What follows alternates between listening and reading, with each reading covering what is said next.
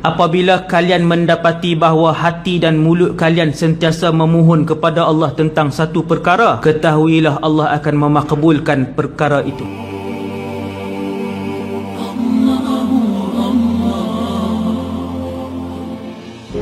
Maka Nabi kata, ketika mana aku diperlihatkan tentang keadaan suasana syurga, aku mendapati majoriti orang-orang syurga adalah di kalangan orang-orang miskin. 10 orang, 7 orang miskin. Nabi sebut kebanyakan ahli syurga di kalangan ni hak tak masyhur, yang tak ada jawatan, yang miskin, tapi yang soleh, jaga-jaga, hak duit banyak, kuota kuih kecil tu. Dan yang keempat, kata para ulama, masuk syurga ni kita hak mana tak tahu. Yang keempat adalah kumpulan yang dipanggil oleh Rasulullah sallallahu alaihi wasallam untuk masuk syurga tanpa ditimbang dan tanpa melalui azab. Kata para ulama, apabila kalian mendapati bahawa hati dan mulut kalian sentiasa memohon kepada Allah tentang satu perkara, ketahuilah Allah akan memakbulkan perkara itu, permintaan itu. Tuan-tuan muhasabah tak 10 saat. Siapa hari-hari minta redha Allah, minta syurga Allah? Mulut dia. Siapa yang bahkan bukan tiap-tiap hari ustaz, tiap jam, mulut dan hati dia akan sebut, ya Allah, masukkanlah aku dan ahli keluargaku ke dalam syurgamu tanpa dihisab, dihitung dan tanpa diazab. Kata Imam Ibnu Athaillah As-Sakandari, ketahuilah Allah nak bagi permintaan tu. Sebab yang mengingatkan kita ialah Allah. Yang mengingatkan hati kita, yang menggerakkan bibir kita untuk memohon redha dan syurga ialah Allah, bukan kita. Tuan, kalau kita semua lupa, kunci kereta lupa, kunci rumah lupa, sidai baju lupa, gas nak habis lupa, hak teruk lagi motor, minyak motor lupa, habis dah sampai tengah jalan lah lupa juga. Hak minyak motor lupa ni nak suruh ingat syurga hari-hari payah. Tetapi bila hati dan mulut dia selalu sebut tentang syurga, Allah yang peringat, kerana Allah nak bagi benda tu.